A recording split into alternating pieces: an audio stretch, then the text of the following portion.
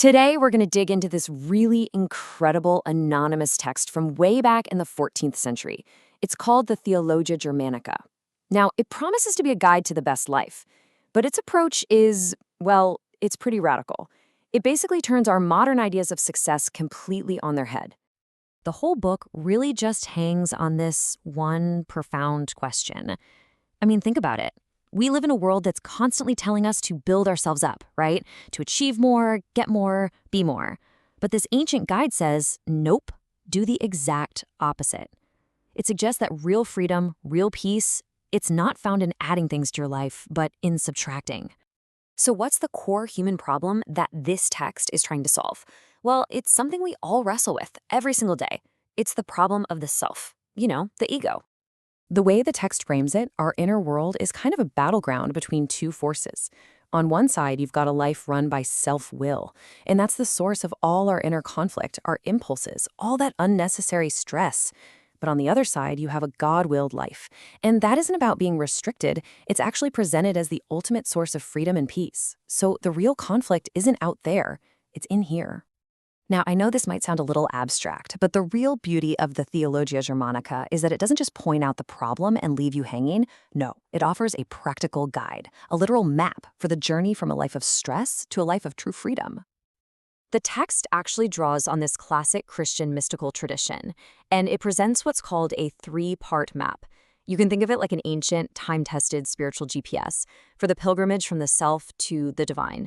It lays out a totally structured path for transformation. Okay, so here they are, the three stages of that journey.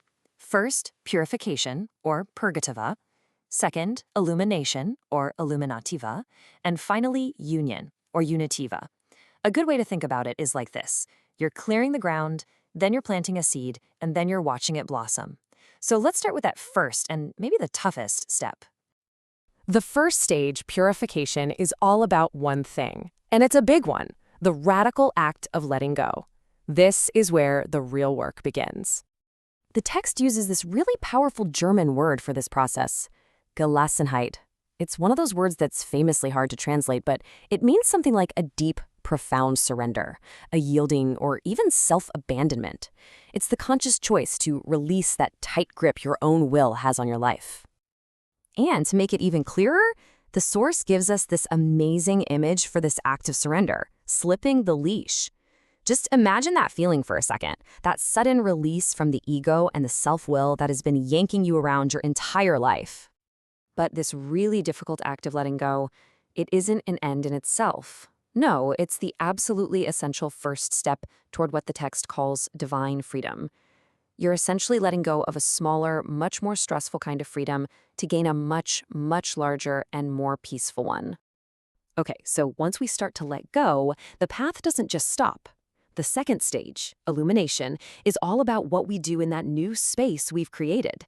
It's an active journey inward, all about deepening our connection with the divine. And the main tool for this stage of illumination is a practice called Lectio Divina, which literally means divine reading. Now, this is an ancient, really structured way of engaging with sacred texts, but you're not doing it for information. You're doing it for transformation. This whole process unfolds in 4 stages, and it's designed to move you from your head down into your heart. So you start with a slow, attentive reading. That's lectio. Then you ponder a word or a phrase that really jumps out at you, just letting it sink in. That's meditatio. This then naturally flows into prayer, a kind of conversation with the divine. That's oratio. And the final step, contemplatio, is just resting in silent connection. It's a way of truly, deeply listening. So, we've moved through purification and illumination, and this brings us to the final destination of the journey, the last stop on the map, the stage of union. The ultimate goal of this entire path is what the text calls a complete conformity with Christ, or likdanelse med Christus. Now, this isn't just about imitating someone. It's about a deep, internal union where your will becomes perfectly aligned with the divine will.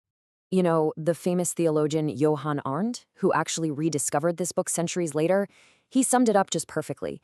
He said the book shows you how to renounce the world, sacrifice your own will, be conformed to Christ in patience. That is the entire journey, right there in one sentence. And let's not forget where we started all this state of union, of complete surrender and conformity. This is exactly what the Theologia Germanica is talking about when it says it's a guide to finding the best life. It's a life of profound peace and purpose and freedom from the tyranny of the self. Okay, I know what you're probably thinking. This all sounds incredibly hard, maybe even impossible. So how can a flawed, ego-driven person like me ever hope to achieve this kind of transformation? The text is crystal clear on this point. The engine that powers this whole journey isn't your own effort.